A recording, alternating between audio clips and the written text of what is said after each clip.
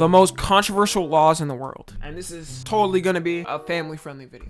Am I right? Now, you guys know what I did just learn though? It says child marriage right here. First off, in a lot of countries, they straight up don't even like penalize it. Like they just allow it. But in the US, like half of the states, like you legally can do it. I'm being so dead ass, bro. Before I search this up, before somebody's like, yo, what's on your search history, this and that, this is totally for educational purposes and for the context of the stream. No, I just want to make sure, because if I search this up and then imagine the future, I'm like showing the search bar and somebody's like, Tommy, you're exposed. Why the f did you search where child marriage is legal in the US?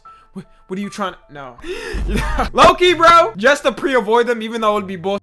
I'm about to just delete it after. I'm just gonna delete the search history for the hour after this. Okay, actually, I'm tripping then. I thought it was half the states, but minimum allowed age for marriage. 1, 2, 3, 4 states, there's no minimum age. Cali out of all places? Oh, hell no, oh, yo, ass tweaking. Out of all places, y'all should know better. Oh, no. Yo, the fact that Texas is doing better and Florida is doing better than y'all is crazy, bro. 15 to 16 is crazy, though. Yeah, it's still crazy. I mean, in the context of, like, if it's a 15-year-old marrying a 15-year-old or a 16-year-old marrying a 16-year-old, I still say that shouldn't be a thing, but I say, all right, fair enough. They're the same age, whatever. But, like, the thing is, how many times is that happening? Where it's like, bro, no, like, 15-year-old and 15-year-old nowadays is marrying each other. Anyways, let's go ahead and watch this video. In Saudi Arabia, apostasy is the legal term for leaving or rejecting the religion of Islam. Under the country's system of Islamic law, this act is treated as one of the most serious crimes. The punishment for apostasy can include a prison sentence or even the death penalty. Death penalty is crazy, bro.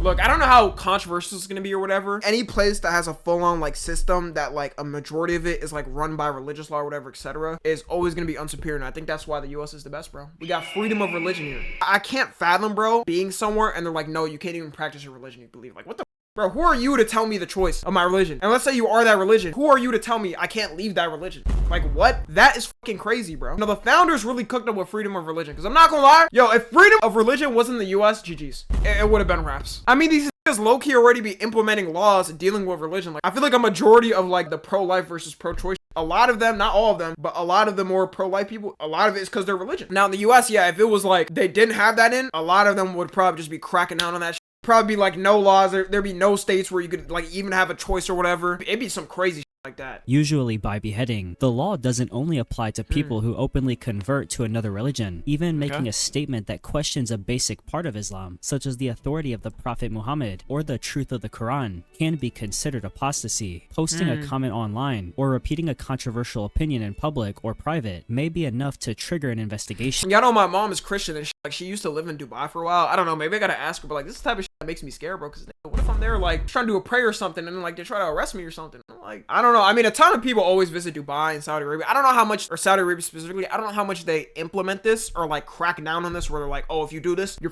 arrested. But I would just be scared. My cousin lives in Dubai. They have to hide being a Christian. Yeah, I think it's that. I know for a fact though that you can wear a cross in like Middle Eastern countries, but there's like certain countries where like it's not preferred. Like the people are gonna look at you like, you know what I'm saying? Like giving you like some looks or whatever, giving you like a dirty look. And it's like it shouldn't be like that at all.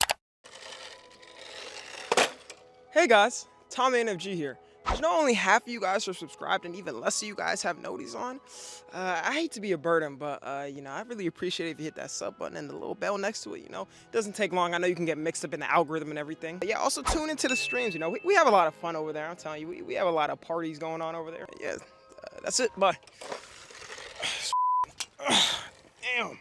Saudi Arabia does not use a clear, written set of criminal laws. Instead, judges rely on traditional Islamic texts and past religious rulings to make decisions. This gives the courts a lot of freedom to decide how to handle each case. Two people accused of the same thing might receive very different outcomes. One might be given time to take back their words, while another could face a death sentence. I feel like death sentence is probably the extreme though, bro. Murking somebody, bro, there's no way you could justify that with your religion, bro. You have to be an extremist to justify that. Thailand is strict as hell with their religion. I wouldn't be surprised, bro. There's a lot of countries like that, bro. Most likely, I think what they would do, let's say like you're an American tourist, I don't know, if they say they saw you praying or you said something, you were talking trash about the Quran and Islam, they probably would take you in, probably make you apologize or something, and then just kick you out the country and never let you come back in. A lot of times that's what happens with, you know, different countries when you up, they'll just be like, oh, they might just say apologize for it and then kick you out, and then you're never allowed to come back. In most cases, the person accused of apostasy is arrested and pressured to repent, meaning they are asked to admit guilt and return to the faith. This is probably like more serious if you like grew up there. Like if you're full on Saudi Arabia citizen, your grandparents grew up there, it's probably more serious for you. Sometimes this can lead to a reduced punishment, but it is not guaranteed. Trials often take place in secret, and it is common for the accused to have limited access to legal help.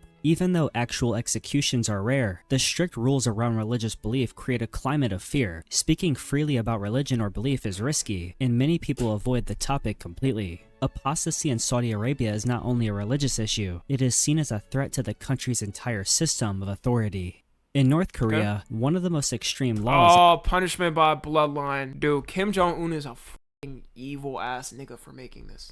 Well, maybe they did do it in the past, I don't know, but like people found out what this was from him. This is literally like straight up like the most insane fear tactic because nobody's gonna want to leave. Y'all gotta understand, if this wasn't here, nigga, I guarantee at least 80% of North Korean civilians would have left, or they would have tried to escape. They would have tried to escape. Nigga, even if they had the risk of dying, they wouldn't care, bro. They would have heard how it is outside and they would have tried. But when you hear this, you're like, damn, my whole family's gone. You just gotta think your whole family's about to be gone. He should be overthrown soon and he's taken out. It's not gonna happen, bro. Like, he has such an ironclad on, like, the nigga has nukes. How the f did North Korea get nukes, by the way? Whoever allowed that to happen, you a bitch ass nigga. The Russians and shit gave it, bro. That is so stupid, man. I guarantee if they did have her, bro, the people probably would have tried to overthrow it, or some other country would have tried to do it, because, like, bro, the system is cooked, man. As the punishment entire family for the actions of a single person. This policy is based on the idea of guilt by association. If someone commits a political crime, their children, parents, and sometimes even grandchildren can also be arrested and sent to prison camps, whether or not they oh my god, North Korean prison? You can't tell me that's not going to be like the worst prison ever to ever exist. Involved. This law has existed since the 1970s. During the rule of Kim Il-sung, the idea was that political disloyalty runs in a family, and to stop future rebellion, the entire family line must be erased. It is often called the 3-generation rule, because punishment can extend to 3 generations of relatives. People sent to these camps are often given no trial, and no official reason for their arrest. They simply disappear. Families are taken in the middle of the night with no warning, and are forced into labor camps. In these camps, prisoners face extremely harsh conditions. Nah, they did that on purpose, bro. These niggas got the same uniforms as, like, Auschwitz, bro. Or is this actually a picture from there? I don't know, but... including hard labor, starvation, disease, and physical abuse. Even small... Is there filming of a North Korean prison? Probably not. They probably don't even want people to know, because it's probably so insane and so unhuman that they don't want anybody knowing. ...can be considered political crimes. For example, speaking critically about the government, listening to foreign radio, or failing to show proper respect for the country's leaders may be enough to trigger arrest. This policy is designed to prevent rebellion by creating fear. It teaches people that disobedience does not just like, look at this, bro. The reason why they be acting like that on camera, bro, and praying to him like a god, I mean, he says he's a god, like, in this country, but, like, they have to. They're trying their best. Like, they're not trying to have a mistake. The reason why they're so emotional, bro, they know their life is on the line. Affect them. It puts their entire family at risk. As a result, people are careful not only about their actions, but also about what their family members say or do. In Iran, all women and girls above the age of puberty are legally required to wear the hijab in public. This rule became... I've actually seen videos of them not doing it, though. On TikTok, like, there's videos of them not doing it, and apparently, like, they're just putting their life at risk by not doing it. Quran, well, I wouldn't say that. Okay, the government, yes. No, not the people, though. The people are nice. Like, they're in an unfortunate situation. They're stuck there. Yeah, it's literally like a risk for them to even pull out their hair. Law after the 1979 Islamic Revolution, when Iran changed from a monarchy to a religious government. The law applies to both Iranian citizens and foreign visitors. Women must also dress modestly by wearing loose-fitting clothing that covers the arms and legs. I don't think they realize, though, over time, you can't force people to keep doing something, because eventually a revolution happens. Yeah, something's gonna happen. I mean, the reason why Iran got overthrown is because the US, like, implanted, like, a leader, and the nigga was like, he wasn't a dictator, but he was doing, like, dictator type actions, arresting people and no more whatnot, and they got tired, bro, and they overthrew it. And eventually, bro, that's probably gonna happen with this leadership. I guarantee whenever their fucking supreme leader or whatever dies, bro, people are probably gonna, like, try to overthrow it in some type of way. The dude is old, bro. Bro, he's 86. That nigga got a solid maybe 3-4 years and he's done.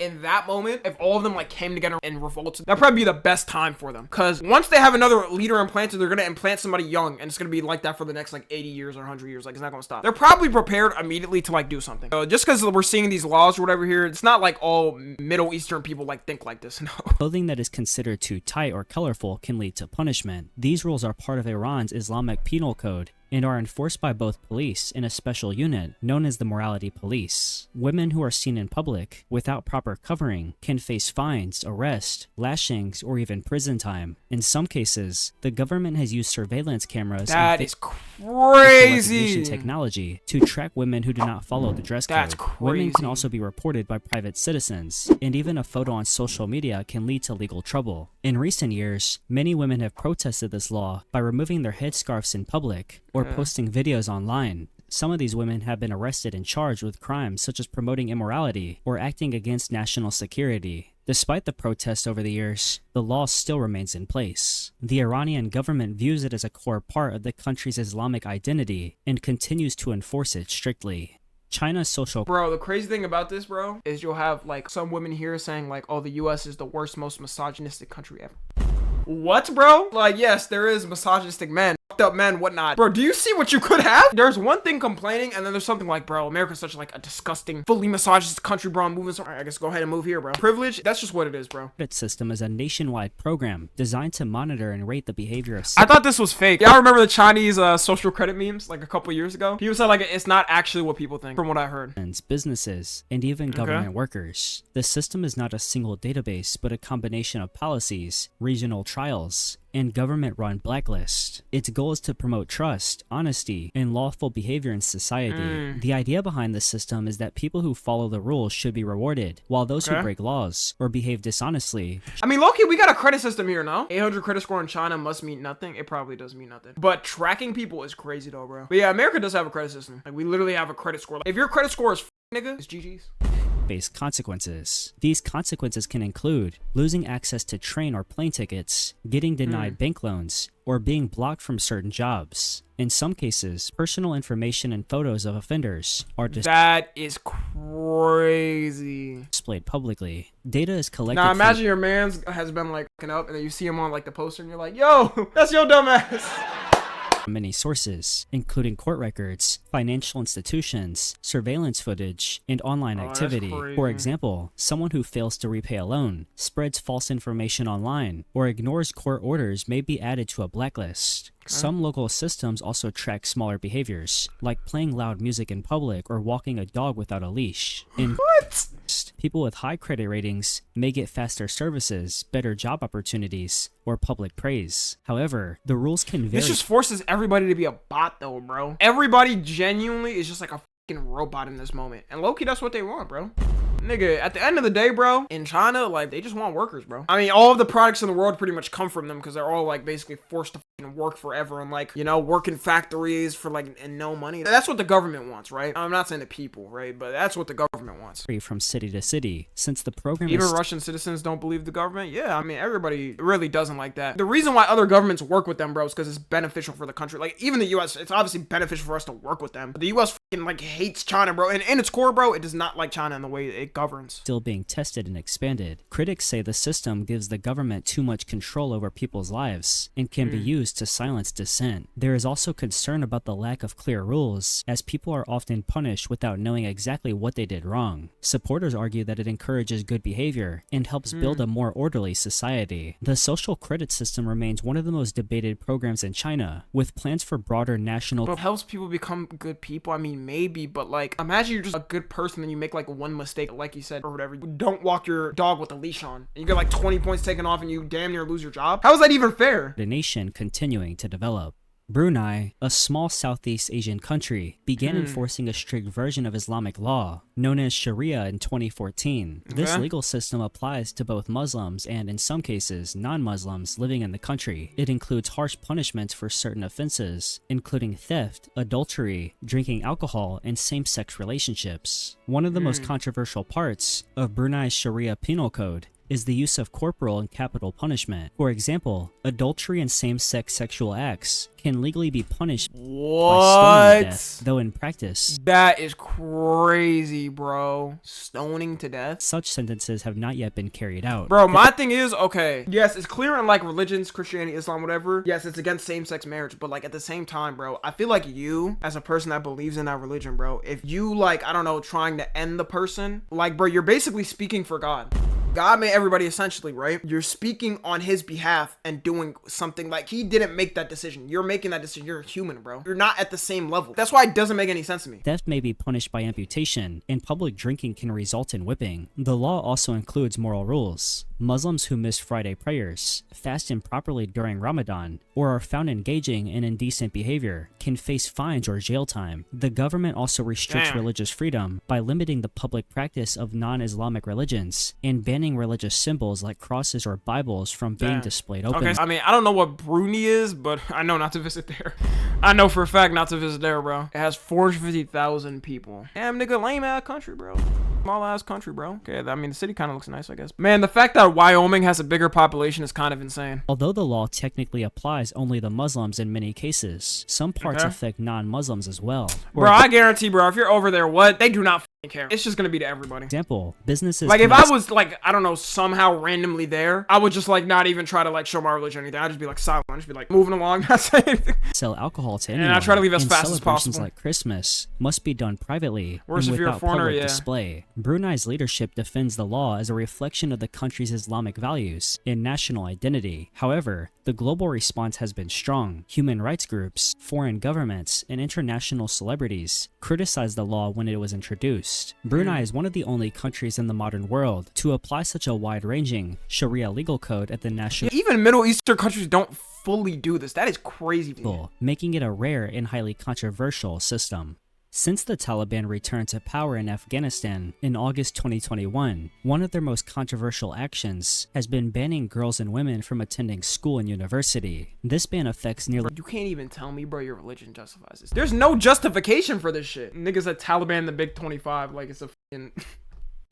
Like, you talking about a fucking music artist. And no Muslim justifies this. Like, no single Muslim I know will ever justify this, bro. The religion at least is supposed to be about protecting women. It's not supposed to be like this. education beyond the 6th grade and has sparked global criticism. Under the Taliban's rules, girls are not allowed to attend secondary schools, which include grades 7 to 12. In December 2022, the ban was extended to universities, cutting off higher education for women entirely. The government— Bro, the reason why, too, it's so disgusting. They essentially want to brainwash these women. They don't want them to have any education. They don't want them to actually see things or different perspectives on the world. They want them to only follow them and what the men say there. claims the decision is temporary and based on concerns about Islamic dress codes and classroom separation between male and female students. However, no clear timeline has been given for lifting the restrictions. This policy has reversed 2 decades of progress in female education. Before the Taliban's return, millions of Afghan girls were enrolled in schools, and thousands of women had begun studying in university. Many of them were preparing for careers in medicine, law, education, and science. In place of formal education, the Taliban has encouraged home-based religious instruction for girls, but these options are limited and not recognized by universities or employers. Women who try to protest or continue their education in secret risk arrest and harassment. Some private schools and underground learning— Bro, that's what I'm saying. Every time I see these protests, especially in like a country like Afghanistan or Iran, I have like so much respect for these women because they're literally risking their lives doing this. Like over here, you have a protest and shit. Niggas protested like, bro, the whole country protested ICE or whatever, and them arresting people. Totally fine, you know what I'm saying? It's not like everybody globally here, or not globally, but in the US is getting arrested. Like there, bro, they're literally fighting for their life doing this. Hey, I believe in the future, bro. You know, it'll change. I mean, it was changed until the Taliban took over again. centers still operate quietly, but they do so at great personal risk. They International ban windows so women can't be seen. Okay, my question is, how are they gonna repopulate without these women? If I'm a woman, bro, and I'm seeing this, I'm like, bro, I'm not having a kid, bro, with a man here. I'm not doing it. organizations and human rights groups have condemned the ban, calling it a violation of basic rights. Despite global pressure, the Taliban has defended its stance, saying it aligns with their interpretation of Islamic values. Mauritania— You notice how they said their interpretation? They didn't even say the actual interpretation of the book. I'm gonna guess nowhere in the Quran it says women shouldn't be educated on anything. is one of the few countries in the world where slavery still exists in practice, despite being officially outlawed. What? Although slavery was legally abolished in 1981 and criminalized in 2007. First off, slavery being abolished in 1981 is insane. Nigga, Thriller came out in 1982. Am I tripping? When did Thriller come out? 1982. These niggas abolished slavery a year before Thriller came out. Reports show that thousands of people, especially from the Haritan ethnic group, still live in conditions of slavery today. In this system, individuals are born into slavery and inherited as property. Most of them perform unpaid labor, including domestic work, herding animals, and farming. Oh yeah, by the way, bro, in Africa, slavery is very much alive. Like, even when the country's banned it or whatever, they just pay them like 2 cents a day. Like, nigga, that's blatantly slavery. Especially when they make the chocolate. A lot of the chocolate factories, they use slave labor. Yeah. They have little or no access to education, healthcare, or legal rights. Many are denied basic freedoms, such as the right to choose where to live or whom to marry. The issue is deeply tied to Mauritania's social structure. The Haritan people, who are often darker skinned, have historically been enslaved by the lighter-skinned Arab Berber elites. Even after legal abolition, many former slaveholders continue to hold power in rural areas where the government has limited oversight. As a result, traditional relationships of control and obedience still persist. While the government has introduced anti-slavery laws and created special courts to handle such cases, enforcement is weak. Very few cases make it to trial, and convictions are rare. Victims often fear retaliation if they report their masters, and many are unaware of their rights under the law. Mauritania continues to face criticism for not doing enough to end slavery. Although the law— a country that openly does slavery should not even have access to like be a part of the— yeah, I know that one place where like all the countries like speak or whatever is like a large table, like a United Nations, yeah. 5 million people. This is not a small country. Law has changed on paper. Changing the culture, mindset, and social structures behind the system has proven to be far more difficult. Singapore has some of the strictest drug laws in the world. Under the Misuse of Drugs Act, certain drug offenses carry a mandatory death sentence. What? This includes being caught with more than specific amounts of drugs like heroin, cocaine, or methamphetamine. I want to know what the sentence is for weed. Even if there is no proof of intent to sell. Oh, okay. I thought they said if there's no proof at all. I thought they was grabbing niggas out of nowhere. They said, wait, you smell a little bit like coke. Grab them, execute them. For example, possession of more than 15 grams of heroin or 500 grams of cannabis can result in— damn, that's not even a lot. 500 grams? Damn, a pound of weed will get you executed. an automatic death penalty. The law assumes that anyone holding more than these limits is involved in drug trafficking, unless they can prove otherwise. This puts a heavy burden on the accused, and the outcome often depends— Snoop Dogg could never go there, bro. I don't even think he would ever— have I ever heard of a person throwing up concert in Singapore, like a musician? I've never heard of that. Damn, maybe that's why. Because you know all the musicians, all them artists, they be behind the currents or whatever going sniffing shit, doing all types of shit. Interpretation of the courts. Singapore uses these strict laws as a way to deter drug crime. The government argues that its firm approach has helped the country maintain low drug usage rates and a high level of public safety. Executions are carried out by hanging and are usually conducted in private. Critics say the law is too harsh and does not allow room for individual circumstances. There have been cases where people caught with drugs claim they were forced or tricked into carrying them, but still received the death penalty. Despite the criticism, Singapore has defended its policy, saying it is necessary to protect its citizens and to keep— You know where I would say this is fair? If they were talking about fentanyl. Maybe large things of heroin. I'm gonna be real, like, if it was just heroin here, I'd be like, damn, that's fucked up, but like, low-key, nobody should have it, like— country safe. In 2023, Uganda passed one of the harshest anti-LGBTQ— 2023 is crazy.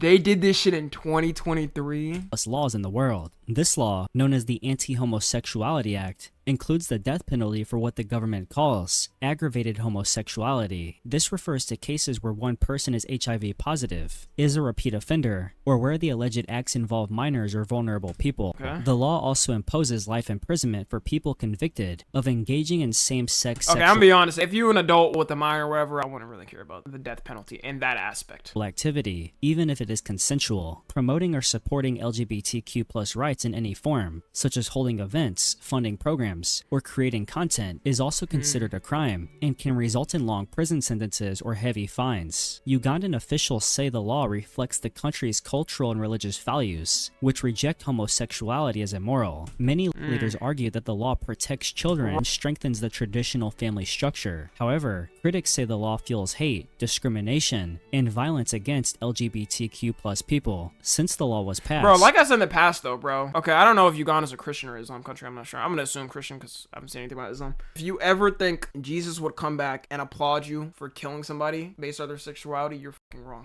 I think a lot of this is just extremism. That's the thing to me. Like, it never makes sense when I see this, especially in Christianity, because I know, bro, like, you would never come back and be like, oh yeah, no, perfect, good job. Thanks for killing the person I made. Activists have reported an increase in arrests, physical attacks, and evictions of LGBTQ plus individuals across the country. The international response has been strong. Countries like the United States and organizations such as the United Nations and Human Rights Watch have condemned the law. Although Uganda had already criminalized homosexuality under colonial-era laws, this 2023 legislation expanded the penalties and made enforcement more aggressive. In Iran, the legal age for marriage is 13 years for girls and 15 years for boys. However, local judges a lot of countries too like that. Like I was talking about in the beginning. Parents can approve marriages for even younger children. This creates a situation. Bro, if you're genuinely a parent, bro, approving for your kid to get married, like, bro, they're a kid and you're letting them get married to somebody that's a full-grown adult, you're actually disgusting, bro. Like, your ass needs to be executed.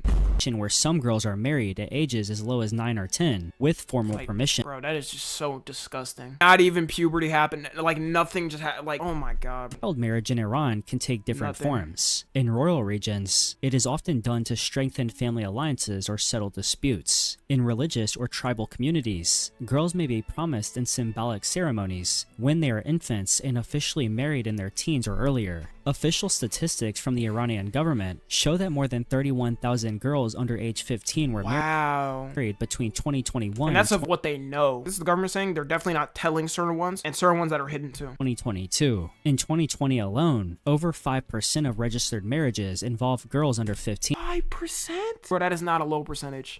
These numbers likely understate the true extent, as many yeah, and they're definitely lying too. It's probably more. Marriages take place informally or with religious officials rather than civil registration. Social and economic factors contribute significantly. Families in poor, rural areas often view child marriage as a way to reduce financial burden or protect daughters from social stigma. In some cases, parents receive financial incentives from the government to marry off daughters. Yet once married, young girls often lose access to education and face early pregnancy, health risks, and limited legal protections. International because your body is not ready to have a kid, bro, when you're going through fucking like puberty like that, bro. Organizations, including the United Nations, have criticized Iran's child marriage laws. They argue these laws violate children's rights and expose girls to violence and exploitation. Iran has agreed to consider raising the marriage age, but changes to the law have been slow and face resistance due to cultural and religious beliefs. North Korea is one of the most tightly controlled societies in the world. Citizens have almost no freedom of movement or expression. The government monitors public behavior closely and punishes any form of dissent, criticism, or disobedience with severe penalties. People are not allowed to travel freely within the country, let alone leave it. Movement between cities or provinces requires special government permission. Those caught traveling without authorization may be arrested or sent to labor camps. Trying to escape the country, especially across the border into China, is considered a serious crime. If caught, defectors are often tortured. Bro, they got like 10 methods too to be escaping. They got border between them and like South Korea's crazy, the DMZ zone. They got boats, they got ways to go underwater, they got sneaking into like a truck or something. Like so many different ways they try, and a lot of times they don't end up making it. Like you're just a citizen, bro, from North Korea. You have no clue of the whole world. You have no knowledge of the world, and you're just swimming over an ocean. Like somebody told you, if you swim over there, you finally get freedom. Are imprisoned, and their families may also face punishment. The country enforces a quote-unquote law on rejecting reactionary ideology that criminalizes access to foreign culture and language, sometimes with penalties as harsh as death. Even owning a foreign book or using a mobile phone to contact someone outside the country is considered. They even have a number. Does any place accept North Korean numbers? Internet access is almost non-existent for most North Koreans. Instead, they have a state-controlled intranet, which offers only limited, government-approved content. The government also controls all sources of information. There is no free press, no independent internet, and no foreign media access. Television. Nowadays they got like YouTubers that go there. Like there was this one dude, I saw the video, I don't think I watched it, but he like broke North Korean laws. Obviously when he's there, you don't mention like the thing you're doing or whatever, but you mention it after when you leave. And radio are state-run and broadcast only government-approved content. Citizens who are caught watching foreign films or listening to outside radio programs can be arrested. In North Korea, the government's complete control over movement and expression is designed to eliminate outside influence, maintain total loyalty, and suppress any threat to its power. In China's Xinjiang region, over 1 million Uyghur Muslims and members of other minority groups have been detained without trial since around 2017. These facilities are officially called vocational education and training centers, but are more widely considered re-education or internment camps. People sent to these camps face arbitrary detention, often for actions like praying, traveling abroad, wearing religious garments, or contacting foreign individuals. They receive no legal due process, and no one knows how long the detention will last. Inside, detainees undergo intensive political indoctrination. They are forced to pledge loyalty to the Communist Party, renounce religious... Do they think that does anything though? Okay, they pledge loyalty to the Communist Party. What happens when they leave? But they're not gonna be loyal to that nigga. If they're in the country, yeah, they have to, but when they leave, bro, they're gonna be like, bro, y'all. That's what I'll be like. If I'm in this scenario, I'm just gonna glaze and be like, yeah, Xi Jinping, the best leader of all time, whatever. I'm just gonna glaze. And then when I leave, be like, man, f you niggas, y'all suck, bro. Your country's okay, not the whole country, but like, you put your citizens through slave labor, f y'all. I'm out. Like, what are they gonna do, man? They got a chip implanted in my brain and they're gonna press a button, my head's gonna blow up. Can't do anything. Beliefs, study Mandarin, just to show power, memorize yeah. party doctrines, and sing patriotic songs. Surveillance is constant, with cameras, microphones, and strict rules banning religious practices or use of native languages. Reports from former detainees describe harsh conditions. Many were subjected to sleep deprivation, physical beatings, being chained or shackled, and even torture. Some endured forced sterilization or other medical abuses. Human rights groups draw parallels between these centers and concentration camps, describing... And you know how this will get solved too? It would never happen. But if like every country came together that worked with China and they said, if you don't solve this problem, we're all gonna cut you off. It'd be over for them because China makes all of its money basically on shipping their products for cheap to like other countries. But you know, all the countries want to come together and do that because them niggas need money, bro. them as a largest... But I guarantee if that happened, China will probably fold and like stop doing it. Attention of a religious minority since World War II. China defends the camps as tools for countering religious extremism, offering language training and job skills. Religious extremism? All they are is they said they're Muslim. Did they ever say they were extremists, bro? But international bodies, including the United Nations, have condemned the camps, while experts call for greater scrutiny and accountability. Right. In Saudi Arabia's past, every woman was assigned a male guardian, usually a father, What? husband, brother, Bro, everything I learned about like Saudi Arabia in the past, I'm like, bro, what the f is this? Why do these laws even exist? or even a son, who had control over many aspects of her life. For years, women Okay. needed their guardian's approval to do basic things such as travel abroad, apply for a passport, marry, That's leave insane. prison, or even access certain types of healthcare. This system made women legally dependent on their male relatives and limited their ability to make personal decisions. In 2019, the Saudi government Don't they have in Iran still? Bro, probably. I'm gonna be honest. Even if they do like not do it as much now, it definitely still happens. reforms that loosened some parts of the guardianship laws. Okay. Adult women were granted the right to obtain passports and travel without male permission. They were also allowed to register births, deaths, marriages, and divorces, and to serve as guardians of minor children under certain conditions. However, many restrictions remain in practice. While laws have changed on paper, societal expectations and the power of conservative families still limit the daily freedoms of many women. For example, although a woman can now travel without a guardian's permission, some are still stopped by airport officials if their guardian files a complaint. In addition, marriage laws still require the consent of a guardian, and women face legal discrimination in divorce, inheritance, and child custody. Activists... I guarantee there's no 50-50. Yo, their family court is probably easy as hell. They probably just go in. Like, okay, man and woman getting divorced. All right, here you go, man. You, get the f out. Bro, she could have made all the money in a relationship. protest the guardianship system have faced arrest and long prison I heard the World Cup will be in Saudi Arabia in 2034. I wonder how it would be like for foreigners. It is... Wait, when is the World Cup? 2034.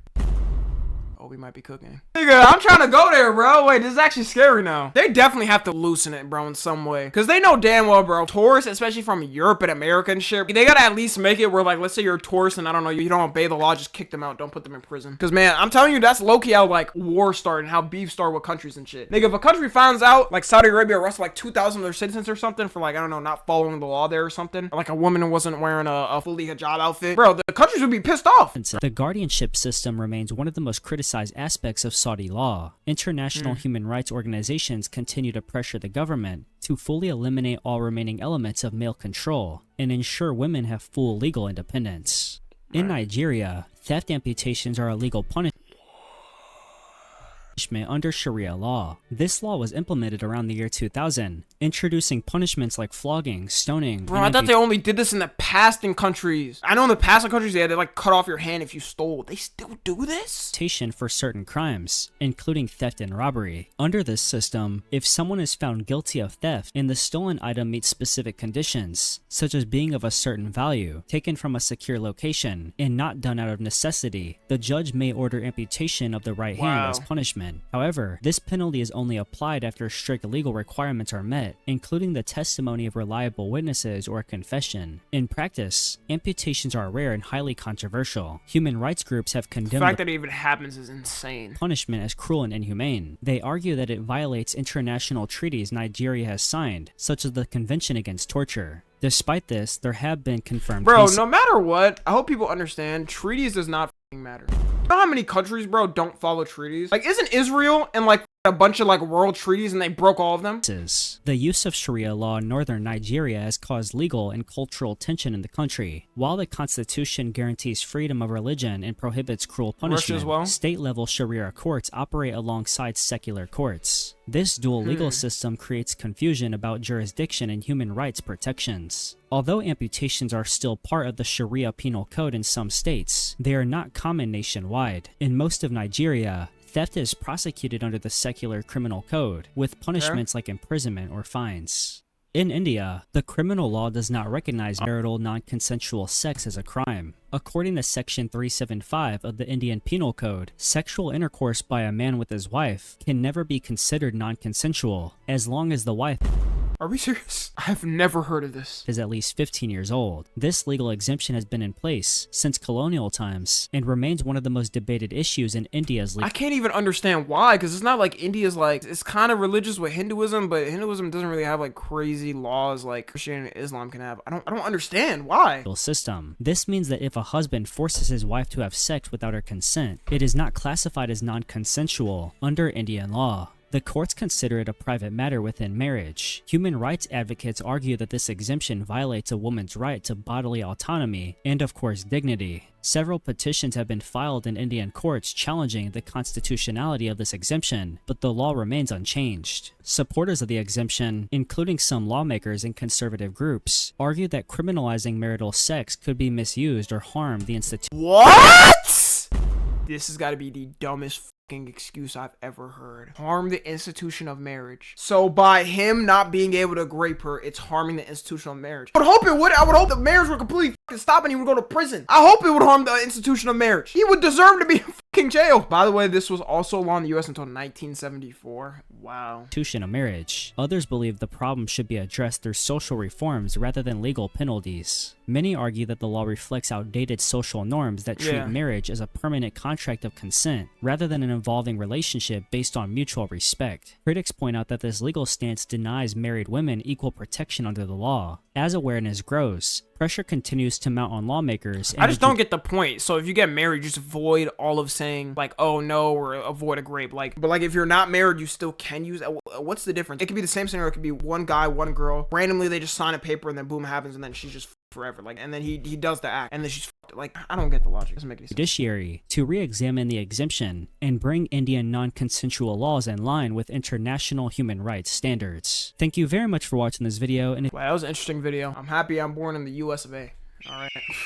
Man, some of these places, bro. Yeah, I'm not gonna lie, yeah, especially me as somebody who's Christian, bro, I probably couldn't even be in a lot of those Middle Eastern countries.